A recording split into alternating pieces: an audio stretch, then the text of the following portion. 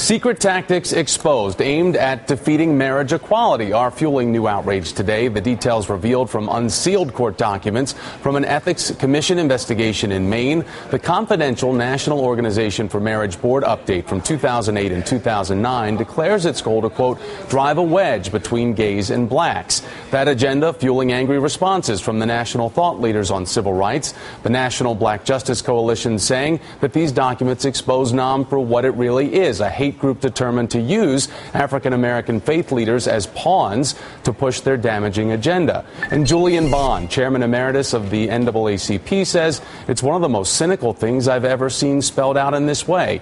It's scary.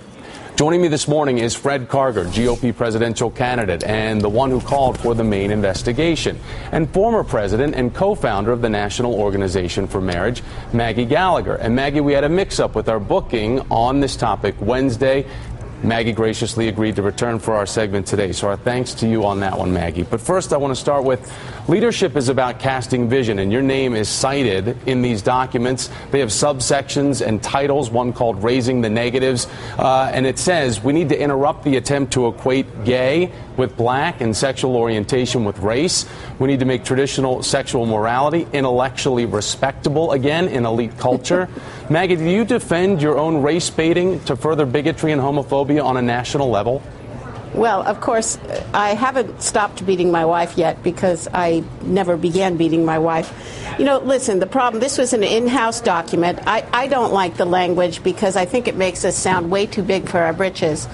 The truth is what we've done since 2009, when that was described, is reach out and work with people across lines of different races, different creeds, and different colors who believe we need to protect marriage as the union of husband and wife. And I would never want to think that any of the minority leaders, whether it's my hero, Senator Reverend Ruben Diaz from the Bronx, or the bishops from the Church of God in Christ, the largest black Pentecostal denomination, or any of the other leaders, you know, it makes me seem much more, or NAM seem much more powerful than it is. It's insulting to suggest that these African American or Latino leaders are standing up because NAM is manipulating them. Obviously, the only reason anyone stands up for marriage at this point in this culture is out of principle, because we believe it's a good thing and we're fighting for Maggie, what we you think bring is up right. the Latino community, and in these documents it also mentions Latinos specifically by saying we must interrupt this process of assimilation by making support for marriage a key badge of Latino identity, a symbol of resistance to inappropriate assimilation. What do you mean by inappropriate assimilation, and why is it too far off to think that NAM carries this much power when you're trying to interject yourselves in the marriage equality discussion all over this country? Well, listen, the problem with the premise of your question is it suggests that we're making this up or that we caused this divide. The divide is actually real. This was on the front page of the Washington Post on February 23rd. And it says, black pastors take heat for viewing same-sex marriage as a civil rights matter. All of a sudden, they are bigots and haters, black men, successful ministers, leaders of their communities. We didn't cause or create this, and frankly, if we could get together with the gay community and take the idea that it's bigoted or discriminatory to stand up for marriage off the table for black people or for white people, we'd be happy to do it. Fred, why did you lead the charge in Maine to have this investigation started?